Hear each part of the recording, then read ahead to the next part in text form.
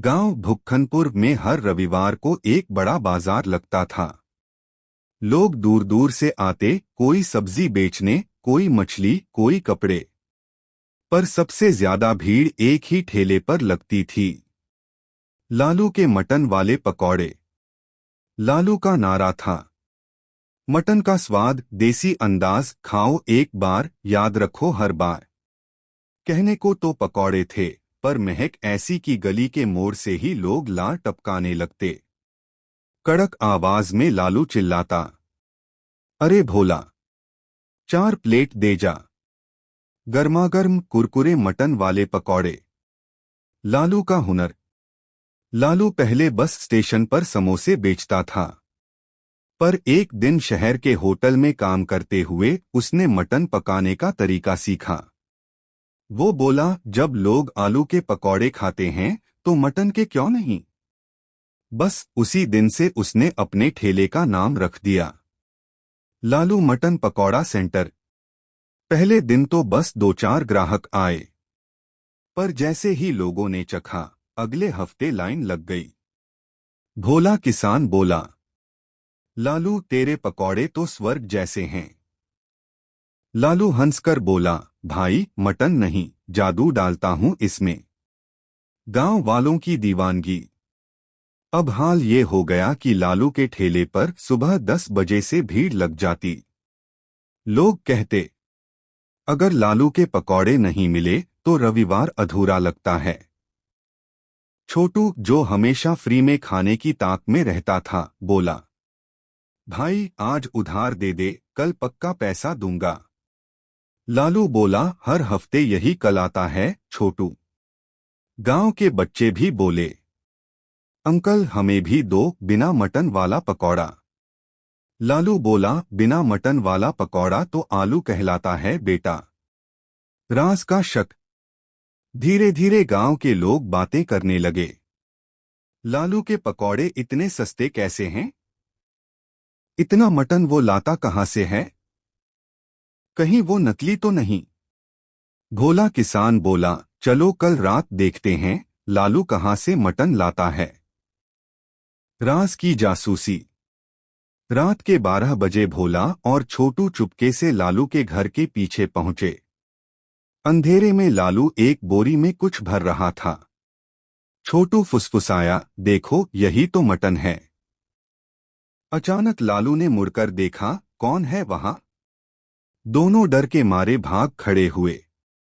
अगली सुबह गांव में खबर फैल गई, लालू रात को बोरी में कुछ छिपाता है, जरूर कोई राज है। अगले दिन का तमाशा। अगले दिन और भीड़ लगी। सब कहते, आज देखते हैं इन पकौड़ों में क्या है। लालू मुस्कुरा रहा था, भाई पहले खाओ फिर सोचो। लोगों ने खाना शुरू किया। स्वाद वही, खुशबू वही, लेकिन शक ज्यादा। भोला बोला, लालू कसम से बता ये मटन कहां से आता है? लालू बोला, राज बता दूं तो भीड़ कम हो जाएगी भाई। सरपंच की दखलंदाजी। अब सरपंच जी को खबर लगी। उन्होंने कहा, लालू गांव में अफवाह है कि तू नकली मटन बेचता है। अगर ये सच हुआ तो ठेला बंद। लालू बोला, सरपंच जी आप खुद आइए, कल सब राज खुल जाएगा। दूसरे दिन की तैयारी।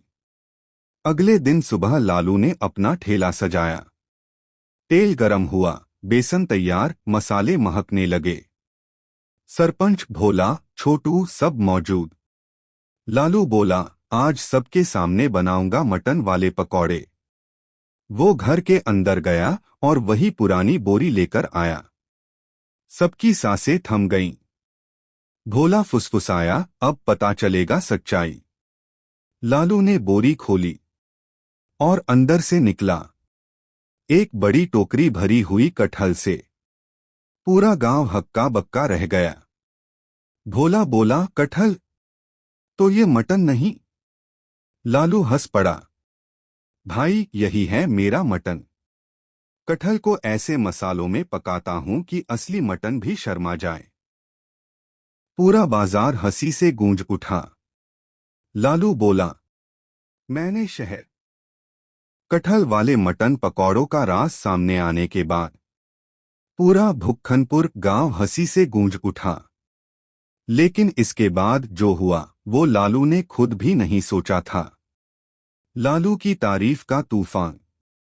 अब तो गांव के लोग कहते, अरे भाई, लालू के पकौड़े खाए बिना रविवार अधूरा है। सरपंच जी बोले, लालू तूने तो कमाल कर दिया, बिना मटन के इतना मटन जैसा स्वाद। लालू बोला, सरपंच जी, असली स्वाद पेट से नहीं दिल से बनता है। धीरे धीरे उसके पकौड़ों की चर्चा आसपास के गांवों में फैल गई। लोग साइकिल, बैलगाड़ी, मोटरसाइकिल से आते सिर्फ लालू मटन पकौड़ा सेंटर पर खाने। शहर में चर्चा। एक दिन शहर के होटल वाले गोविंद सेठ को खबर लगी। उसने अपने नौकर से पूछा, क्या बोल रहा है तू? बिना मटन के मटन पकौड़ा। नौकर बोला, हाँ सेठ जी, पूरा गांव दीवाना है। लोग कहते हैं कटहल को मटन बना दिया उस लालू ने। गोविंद सेठ की आंखों में चमक आई। वो बोला, अगर मैं ये नुस्खा सीख गया तो मेरा होटल शहर में नंबर 1 बन जाएगा। राज चुराने की कोशिश।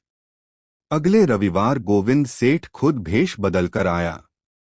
सर पर गमछा, आंखों में धूप का चश्मा, और बोला, भाई मुझे भी 2 प्लेट गरम मटन वाले पकौड़े। लालू ने मुस्कुराकर प्लेट दी। सेठ ने खाया और दंग रह गया। अरे वाह, ये तो असली मटन जैसा स्वाद है। वो बोला, भाई मसाला कहाँ से लाते हो? लालू बोला, मसाला मैं खुद बनाता हूँ। सेठ ने पूछा, कौन सा? लालू बोला, प्यार वाला। सेठ ने सोचा, ये तो मजाक कर रहा है। उसने ठान लिया कि रात में जाकर राज पता करेगा। रात का प्लान। रात को सेठ लालू के घर के पीछे छिप गया। वो देख रहा था कि लालू कुछ पीस रहा है। अदरक, लहसुन, धनिया, गरम मसाले, नींबू, और फिर एक पुरानी मिट्टी की हांडी में कटहल डालकर हल्की आंच पर पका रहा है। सेठ फुसफुसाया, बस अब मेरा होटल चमक जाएगा। उसने सारी रेसिपी अपने मोबाइल में रिकॉर्ड कर ली। शहर में नया ठेला। 2 दिन बाद शहर में एक नया बोर्ड लगा। गोविंद होटल पेश करता है असली मटन वाले पकौड़े 150 रुपए प्लेट। लोगों की भीड़ लग गई। पहले दिन सबने तारीफ की, वाह, नया स्वाद है। पर दूसरे दिन ही सबका चेहरा उतर गया। किसी ने कहा, आज तो स्वाद अजीब है। किसी ने कहा, कल जैसा नहीं है। सेठ परेशान हो गया।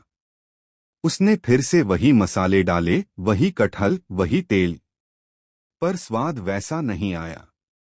सेठ की हैरानी। सेठ बोला, अरे ये कैसे हो सकता है? मैंने सब कुछ वैसा ही किया जैसे लालू करता है। तभी एक ग्राहक ने कहा, भाई खाना में सब कुछ है पर दिल नहीं है। सेठ को गुस्सा आया, दिल डालू क्या करी में? लेकिन उस रात वो सोच में पड़ गया। शायद सच में कुछ कमी रह गई है। फिर गांव की ओर। अगले दिन सेठ खुद भुक्खनपुर पहुंचा। लालू अपने ठेले पर पकौड़े तल रहा था और चारों तरफ लोगों की भीड़ थी। सेठ बोला, लालू भाई गुस्सा मत होना, मैंने तुम्हारा नुस्खा चुराया पर वैसा स्वाद नहीं आया। लालू हंस पड़ा, भाई नुस्खा तो हर कोई देख सकता है, पर मेहनत और नियत नहीं चुरा सकता। सेठ बोला, तो तेरे पकौड़ों में ऐसा क्या है जो मेरे में नहीं? लालू बोला, भाई जब मैं पकौड़े तलता हूं तो सोचता हूं लोग खुश हों, मुस्कुराएं। तू सोचता है कितना मुनाफा होगा। बस फर्क वही है। दिल से बने पकौड़े। सेठ की आंखें नम हो गईं। वो बोला, लालू तू तो सच्चा शेफ निकला।